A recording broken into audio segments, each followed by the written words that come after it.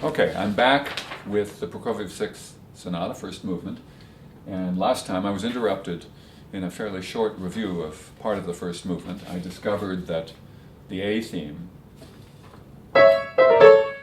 recurs in a fairly predictable fashion, and that the little link passage between two major statements of it at measures roughly 12 on, when there's all these imitative motivic gestures, that sort of thing. That was somewhat more difficult because it's more disjunct motion and it takes a little more planning. I also, interestingly enough, had this strange sensation that I had mislearned which hand did what. In other words, that I had somehow misread MD as meaning left hand rather than right hand in measure 12. Well, that is in fact not the case, but since I hadn't reviewed it recently, it's been several weeks I think, I started to worry about it, or at least was interested in the thought that perhaps I had learned it strangely with my left hand crossing over. That was not the case, but it was worth it to me to go back, and it was worth it to actually have an opportunity to go back through time and see, because of these recordings, what I had actually done. Whether or not actually viewing what I did throughout this movement and reviewing it and finding out what I learned becomes a significant tool for me, a significant learning tool, is yet to be determined. But that, at the very least, was significant. I found it significant so far in this review that my pencil marks have been extremely useful, that what I recognized were decisions that I had made in my recent past were decisions at the very least that had some thought behind them. In some cases, I've noticed I've refined those, or I've actually changed my mind, and I'm never fearful of changing my mind, believe you me.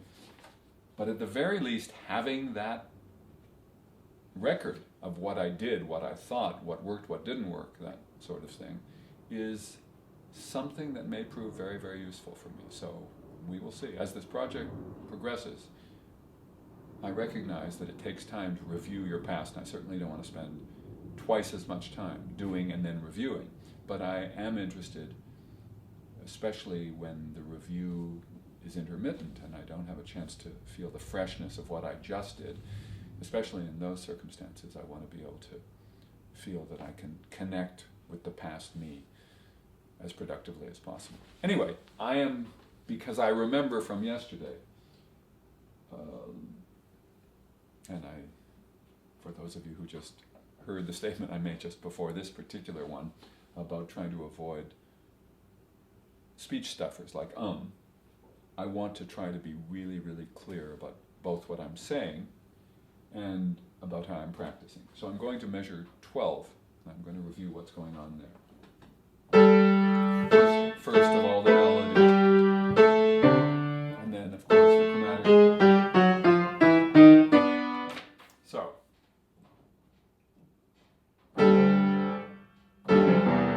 right hand. Ah, yes, and as I pointed out, it's my intent, at least for now, to use a fair amount of sostenuto pedal to clarify the texture. So,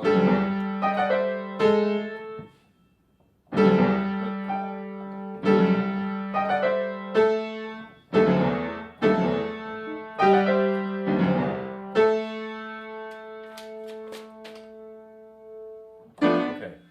So, a reminder that when I go down to the D melody note, it's part of this third. It's not an octave, so I have. It's actually this. Ninth, then the octaves.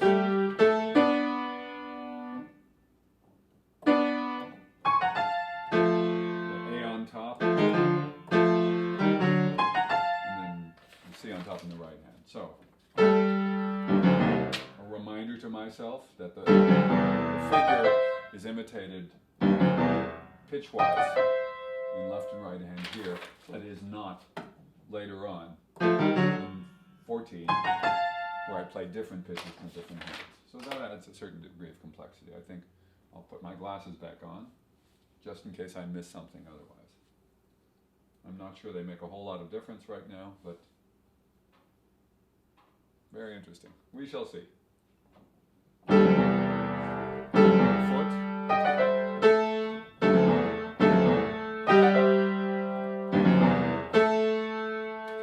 And a reminder, always review how the page turn goes. I need to have really learned that. I'm a little doubtful sometimes as to whether you do something like that. In this case, it's the whole step, then the half step. That's not always the case. The right hand is doing the same thing, whole step, then half step. At the beginning, it's whole step, then half step. So let me put it this way, to file it away. That seems to be the default. In other words, intervallic relationship in this A motive defaults to whole step. Having said that,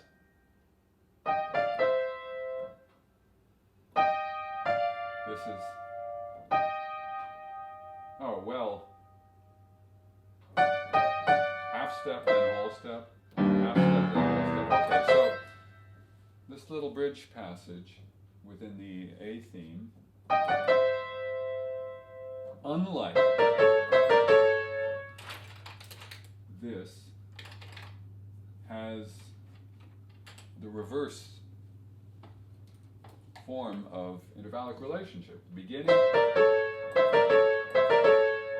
course, one thing that could be said about the opening is that it's all in the same place. The right hand is playing it always not only in the same pitch, but in exactly the same register. So it's these specific notes, C, E, B flat, D, A, C sharp. Now, if it happens that I said this out loud before, I have forgotten, or at least it's not well enough filed away, so it needs to be reviewed. That's one of the disadvantages of not reviewing right away.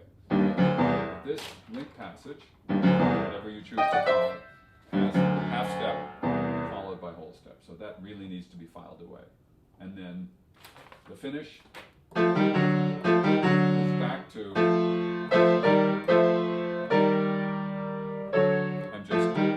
these don't actually go together, I'm just reviewing the relationship of the intervals in the first appearance of the A motive and here.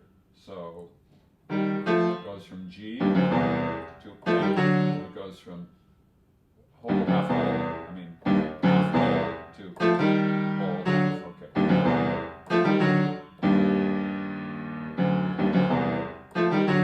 And it's a different feel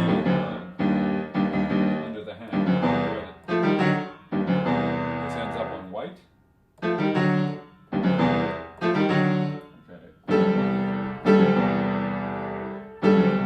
For my foot, this is for where my foot should be. And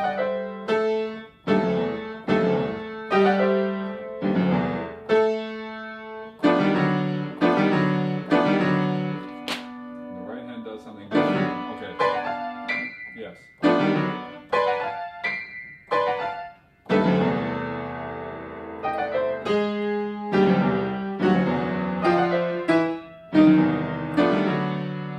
That's right. I'm overusing actually the sostenuto pedal because there are plenty of places where there is not a half note. There's only a half note. Here, then here, then it's all quarter notes, quarter, quarter, quarter, then half note. So it's only 3 times in this passage that I should be thinking about sustaining with my foot. So foot, and then it's too long. It's only this.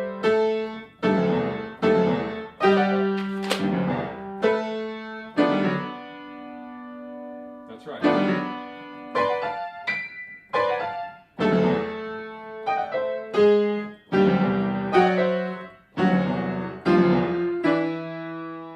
Okay, I'm getting a little confused as to which hand plays what.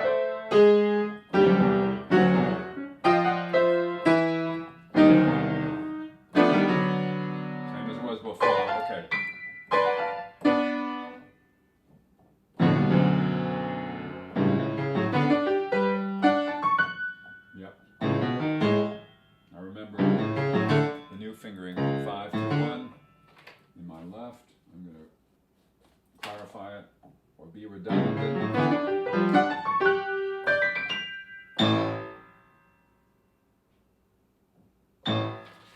actually that A?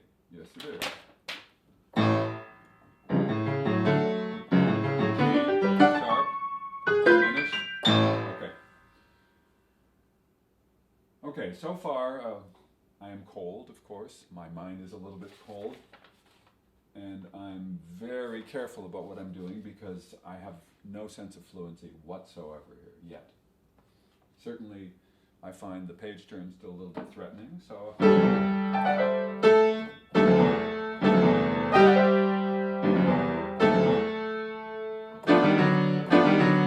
Okay, that's interesting too.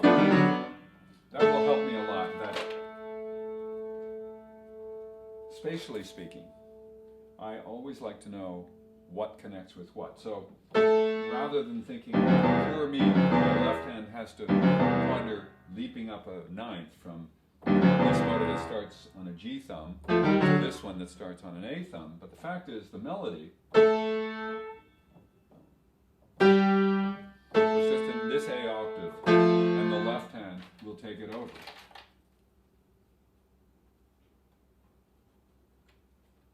So to note this, that space is pointed to me. In other words, the right hand marks where my left hand will go.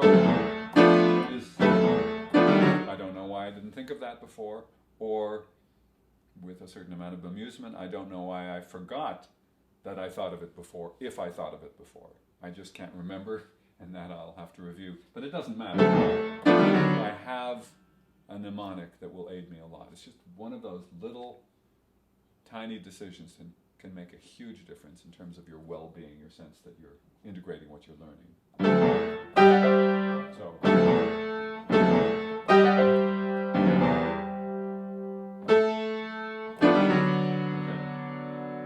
Then I still don't have a clear sense of where my right hand goes. If I'm true to what I was thinking about yesterday, I should be defining it in terms of the upper note, or in terms of the note that's closest to the center of my body. So in the case of the right hand, that might be A flat. Haven't yet decided about that.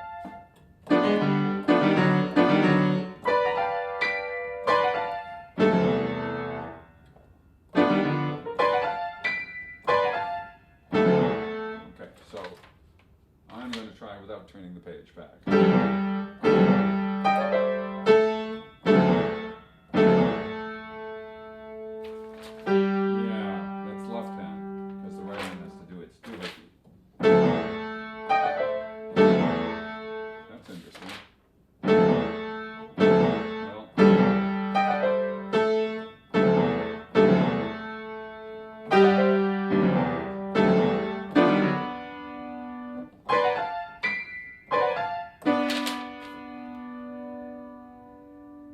Oh no, that's it. It's only a 3-measure phrase.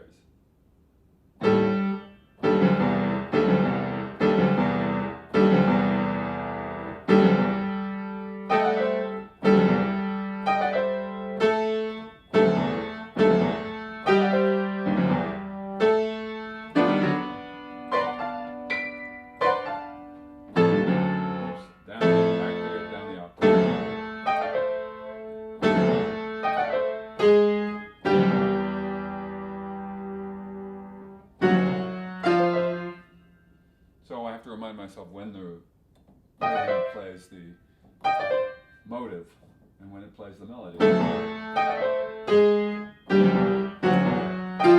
it only plays the complemental motive on the second beat. So it's one right hand, sorry,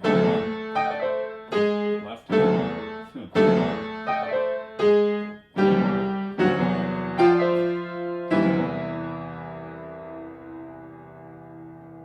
Too many left-hand motives, so let me generalize. The third beat is just a melody note.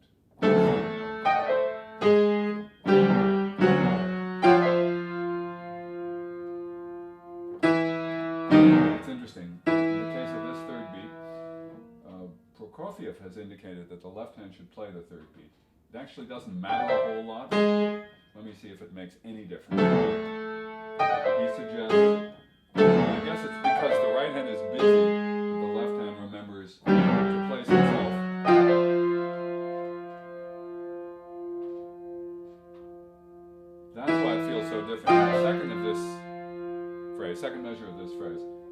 is playing quarter notes, so it gets to play 2 in a row. That feels different.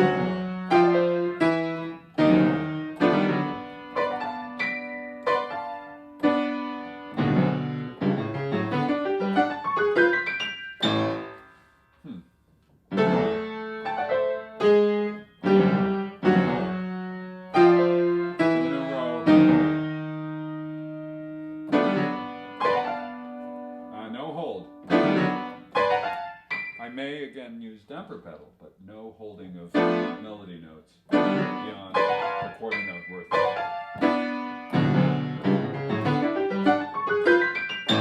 Okay, second phrase again.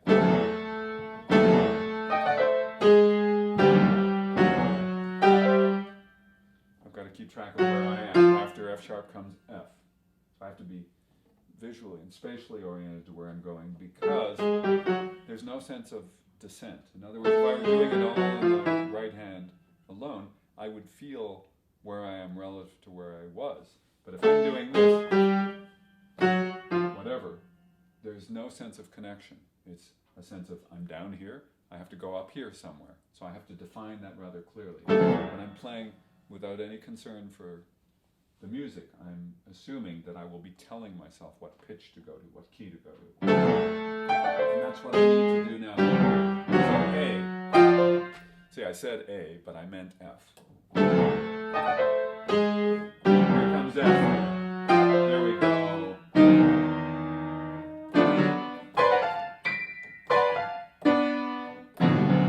That's right. Okay.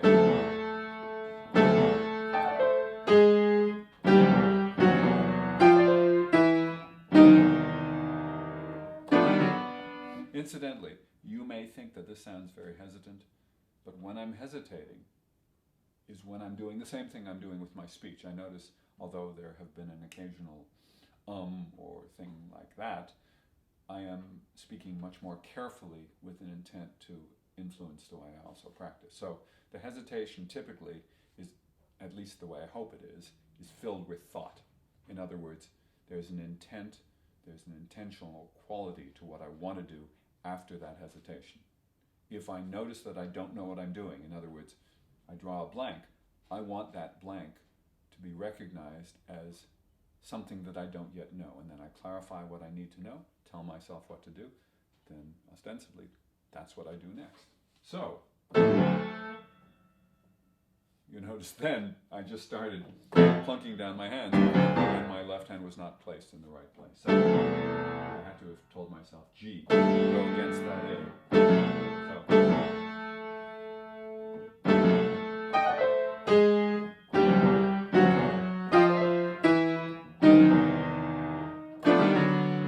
for some reason I haven't told myself, I haven't reinforced that.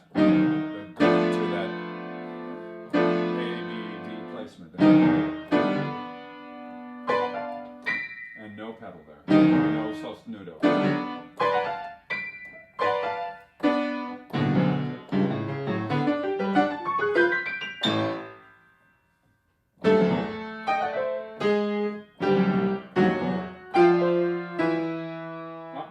That was a left-hand note, but it could have been a right-hand note. That was the issue. I don't want to leave that undecided. It could be a completely arbitrary decision. That doesn't matter. If I leave it arbitrary, then in performance, the arbitrariness of it may challenge me. I may say, which hand am I supposed to use, as opposed to having a groove defined for me that says, always use the left hand, please, or always use the right hand.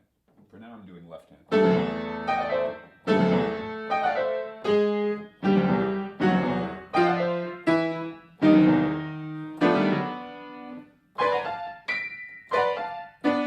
That should have been right hand. Let's see. Yeah,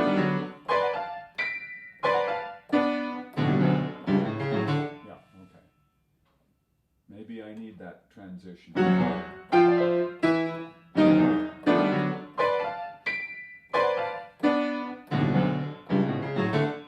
Including that. That's a very interesting transition.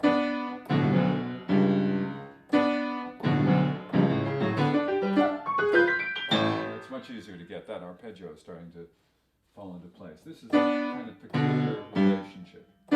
So it's possible that I wanted to find something a little bit clearer. Because right now I've been going, I think, 1, 2, and then 1. Certainly 1, 2 is easy to get to here. It's not that hard.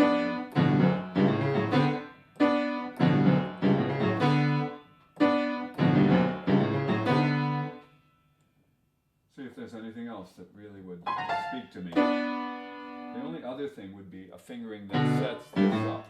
So let's see. And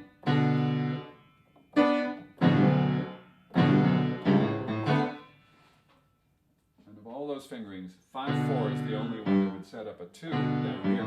The problem with that is using the top part of my right hand. The bottom part of my right hand is available to get in the way of the left hand. So I think that's reason enough to stick with 2-1. Even though it means I'm going to have to move my hand over, it's no big deal. The advantage is these 2 hand positions, which are side by side, thumb by thumb, that's about as ideal a placement as you can get in terms of having the hands not interfere with one another. So, yeah, okay. I forgive myself that little mistake because that wasn't my concern at the time. So,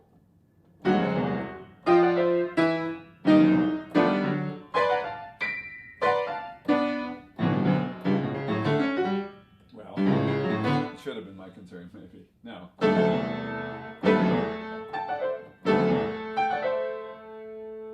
part of my foot choreography may be that when my sostenuto pedal is no longer needed after measure 15, I should let it go so it's not hovering there, because I run the risk that I'll try to invoke it in a place that it doesn't need to be.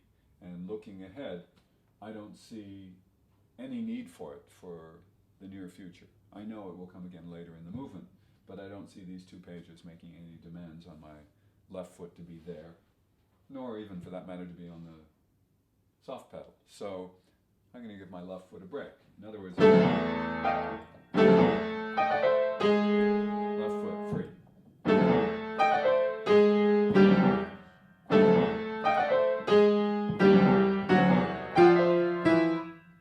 Left hand, I think. Unless my right hand really prefers it.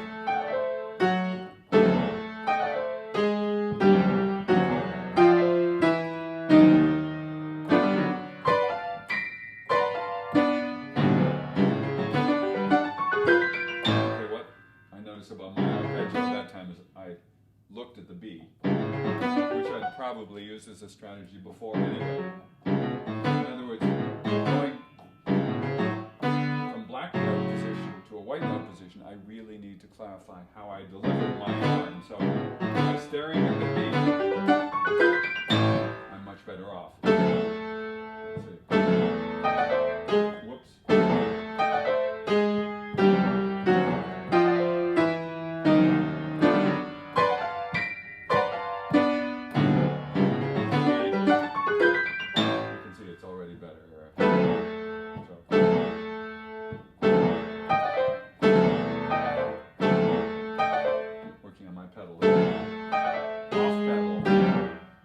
Sostenuto, okay? Just to be sure we're on the same wavelength there.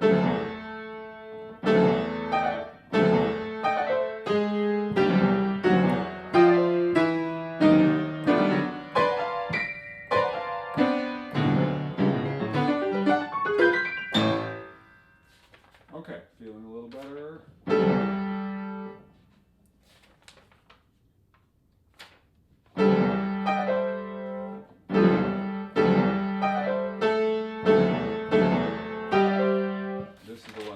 Second sostenuto pedal. So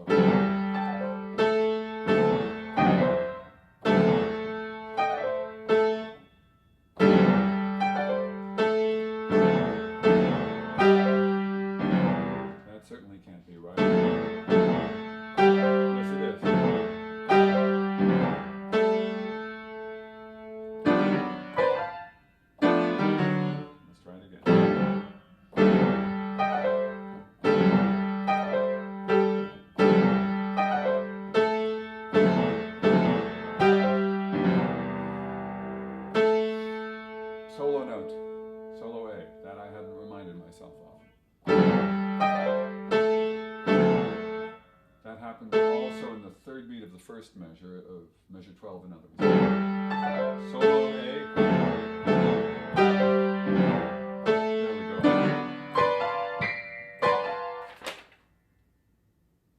That seems to be about right.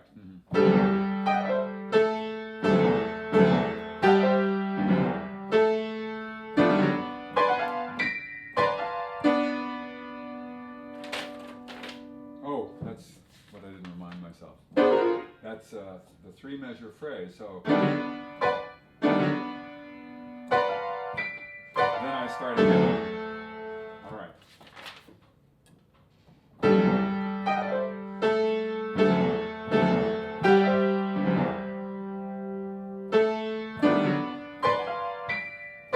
And again, excuse me, I have to get back down to G.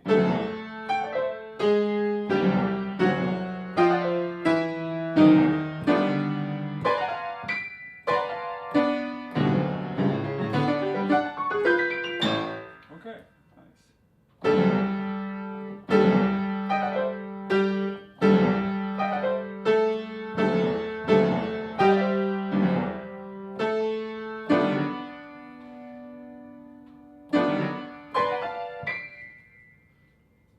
Okay, the mind melted. And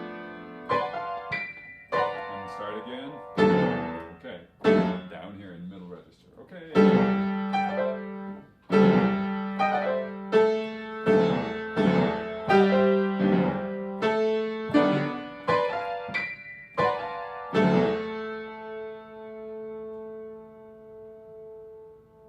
Okay. I really wanted to know what I was doing, but I didn't, so I just had to stop and say, let me make reference to my source. I think too often, out of sheer pride, we think we ought to know, and we just don't know, or the information is not accessible enough to add to your fluency. So it is well worth it to go back to the source. It's my understanding that Claudio Arrau, who is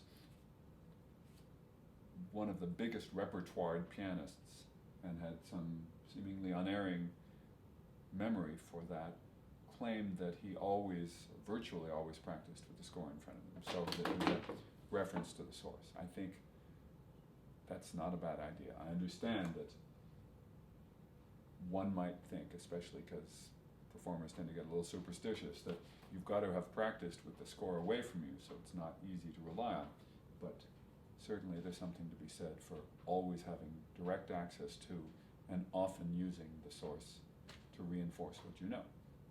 So wanting to know is different from knowing. I wanted to know that, and I wanted to have quick access to that information that I thought I knew, but I didn't. So it's good to be able to say, I don't know at that moment, and then look it up. That's what I did.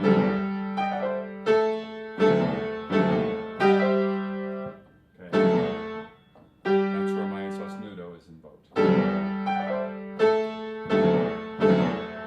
there. Start again. I think this is where yes, got stuck before. Sosnudo.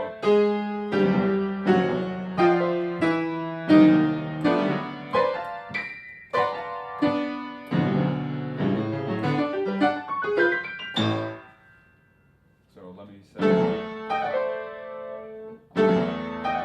so actually,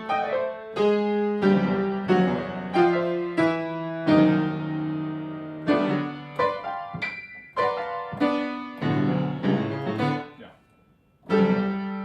So let me try this again. I'm starting to get the excitement that says, ooh, this is starting to stick. It's not sticky yet, but it's starting. A little like the snow I just saw earlier in the morning. Start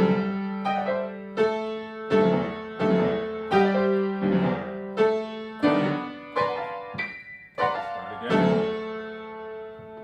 Pedal. That's where I have to re-invoke my left foot. Okay, and up to there. So I'm used to going, and what's throwing me is this relationship, the A relationship, to this E flat G. Which should not be a big deal because now it mimics my left hand. But I do need need some way of reminding myself. So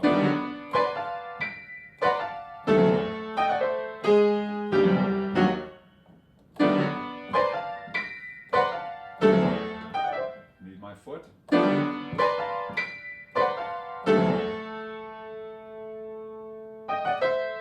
right.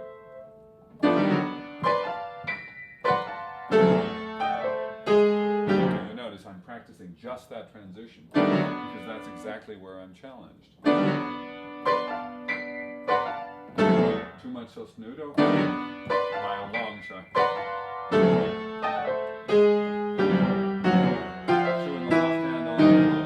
There we go. And the sostenuto should have let go a long time ago. Start again. This time my left hand let go.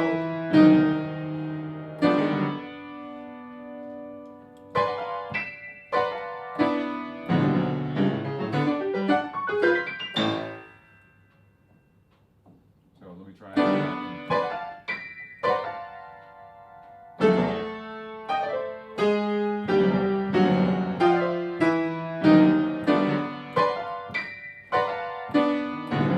I noticed that time is that finding my way to measure 17. Sorry. I should have completed the thought. I thought about placing my hand on 17. That was part of. Sorry. That thought. I extended my thought process or my grouping. So that transition was made much easier.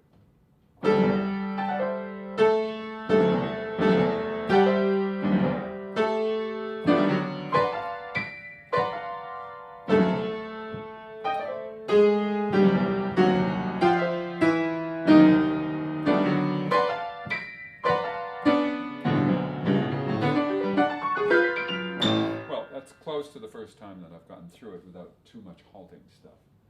Let me play that a little more slowly and look for a little more consistency.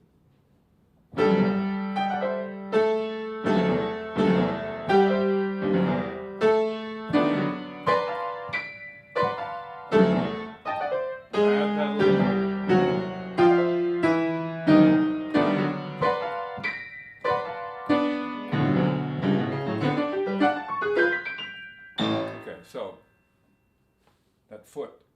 After a brief break, my left foot really needs to know that it was a part of the process. So I cannot let go of my placement. I can't refine the sostenuto pedal just at that moment. I have to know that I'm going to invoke it.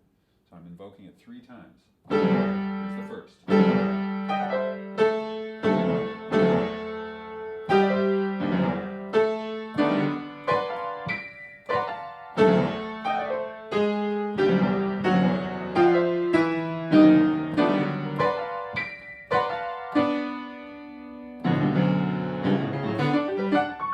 Last time I did double, I was right. So it is starting to cook.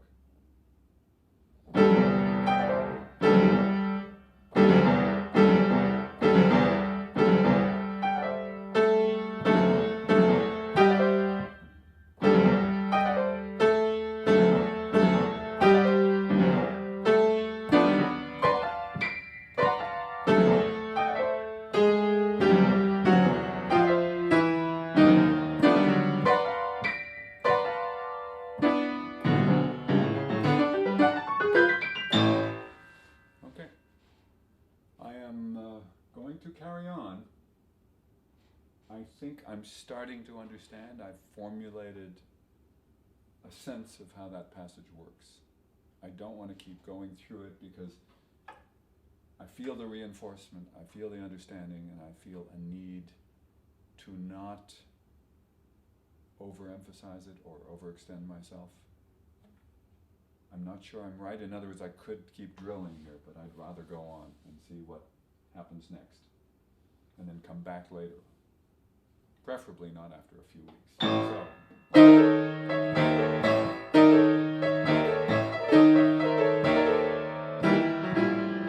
So this is a reminder. I discovered or discussed that yesterday. statement gesture is exactly the same as it was after the first phrase. So there's a symmetry there. And now I'm basically done with the A. Now how we have here some transitional material that's going to continue until we get to the poco più mosso, the second obvious theme.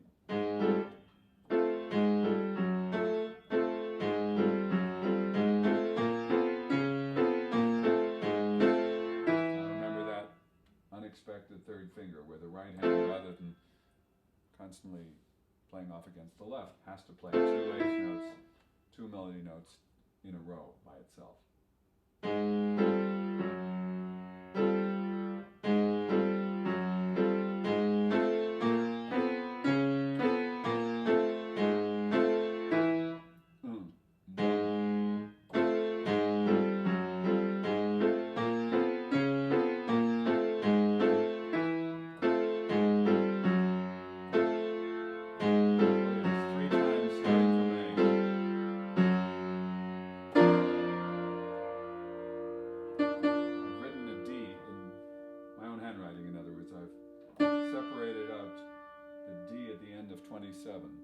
I don't know why yet. Maybe it's just to see it. And I've also isolated it as if the left hand were playing it, but that cannot be. So I don't know what I've notated. Oh, I see what I've notated. I've notated the fact that that's the renewal of phrase. That's a new phrase. So I have...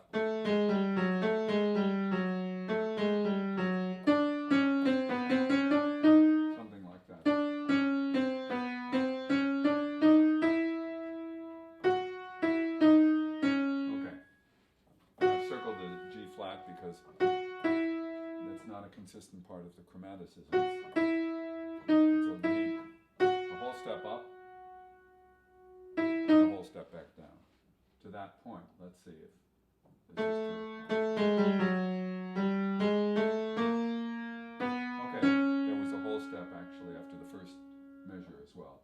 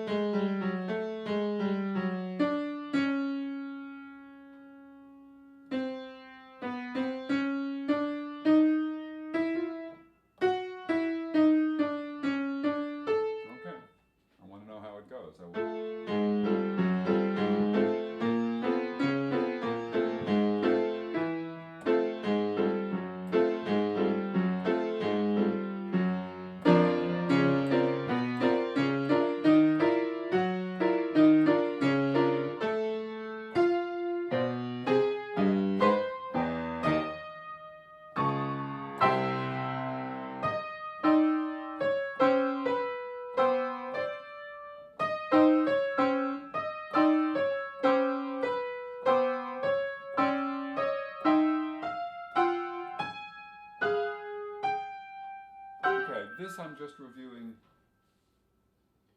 from an oral perspective. I'm trying to remind myself how it goes. I recognize it hasn't penetrated my consciousness. There's no nod in measure 31 that says, oh, I understand what I'm doing. I did, however, from measure 24 with pickup, have a basic sense of how it goes. As you can see, I don't want to say that's memorized, it's just a clear understanding of the chromaticism and the relationship of the hands. That's stuck. Even as to that. And then, starting on A, I think it does that 3 times.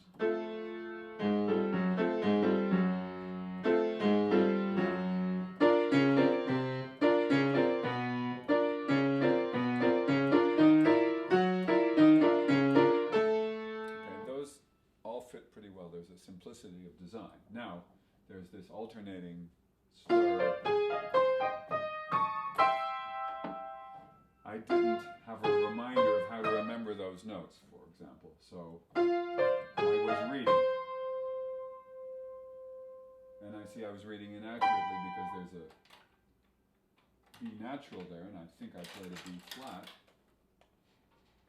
So I'm just going to notate it.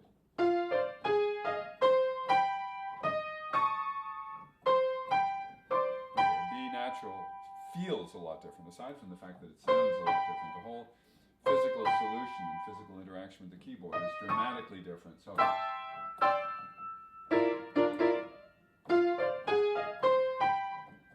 especially if I'm doing something like 5-1 to 3-2 and then to 4-2.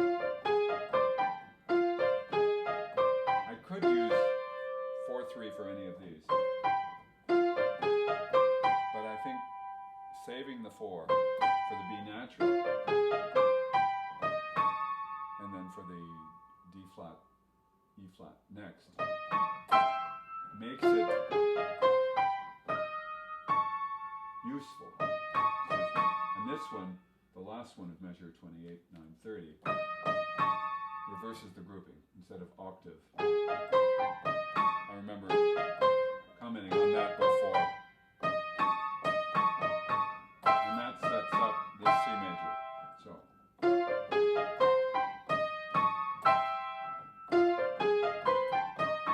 now it's important that my left hand, excuse me, this is my right hand, that my right hand be able to do this automatically. First one is white notes, second has a black note, third one is all white notes, fourth is mostly black notes. It's important for my right hand to be automatic because my left hand is going to be doing stuff in opposition to it.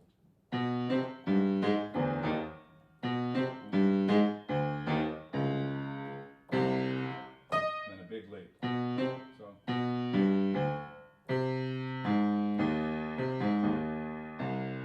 A flat major outline. What's the right hand outline?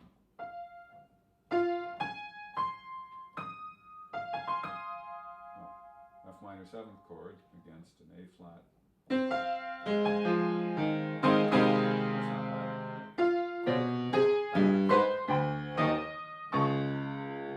One of my favorite things to do at the piano is that alternating hands. Well, one of my favorite fun things is just entertaining.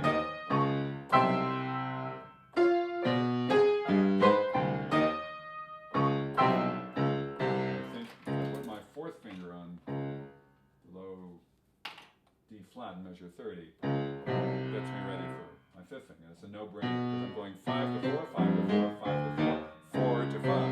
Nice. It also takes me out of the sense of dropping onto the fifth and starting a slur. So it's slur, slur, slur, and inflection, no inflection.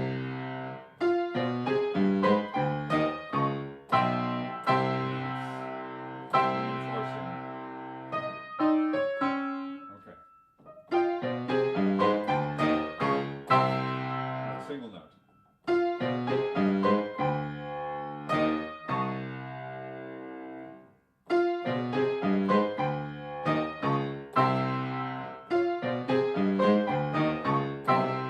Even it's not fully memorized, quite close, but it has fluency. That's far more what I'm interested in right now than in perfect memory or anything.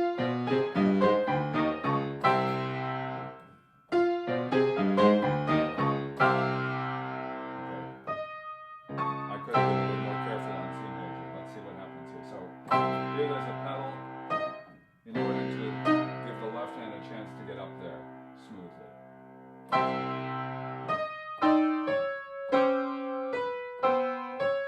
So, that's chromatic, that shouldn't be a big deal.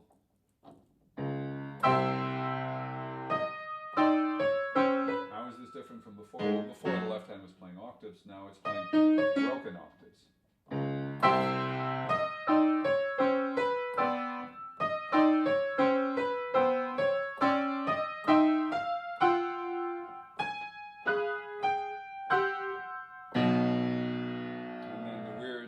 segment.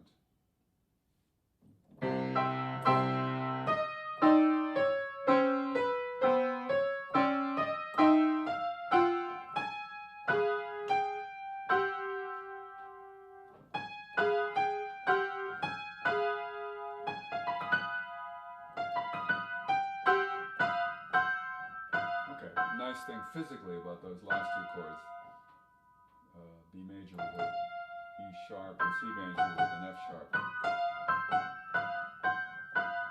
is that they're, well, I can't say they're exact mirror images of one another, but what they are is two completely different tilts. The tilt to the black note fifth finger, the tilt inwards to the black note thumb. So black note fifth, black note thumb. You can feel the inclination of the hand makes my body remember the chords. Doesn't have to remember, my fingers don't know what a F sharp is or whatever, but my body knows comfort, at least that's what it seems to tell me with its strange body language. Skip. Okay, that's unexpected for this whole passage, where the left hand and the right hand have been alternating in these little stepwise gestures. Okay,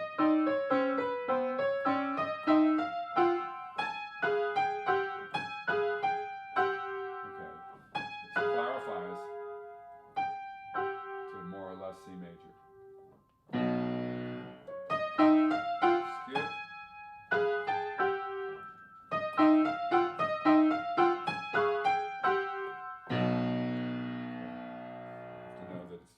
Down to that B because it's counterintuitive, except for the fact that preceding C, which set up that, we'll call it a bass voice, slow moving bass voice, that leaves an impression, followed by B. And that B will later be picked up, I can see.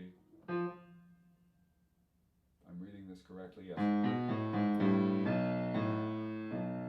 That'll be the pedal point to start the next theme. So, that's an important B.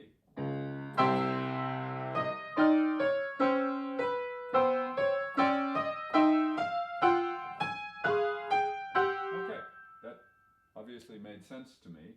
Mind and body, because I remembered it.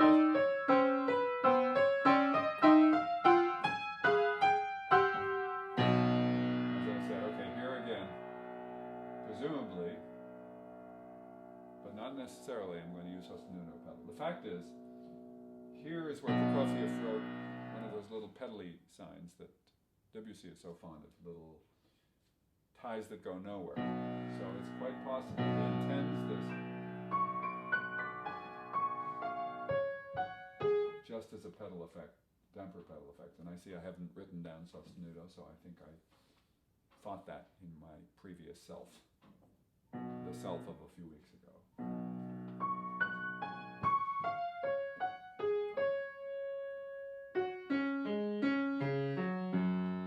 Whoops.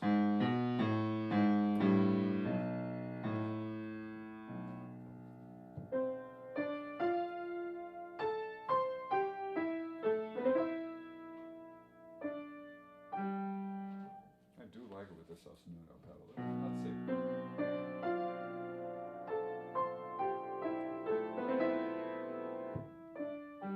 Somewhat Debussyan, but who knows? I think I'm tending more towards the sostenuto right now. Certainly I'm using it a lot already, so there's no reason not to here. Anyway, this weird transition section.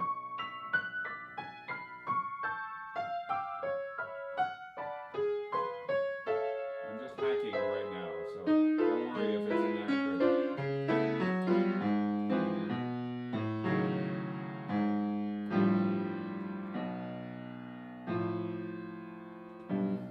In other words, I was looking for something to remember. I see I've already got hand groups. I have a telephone call.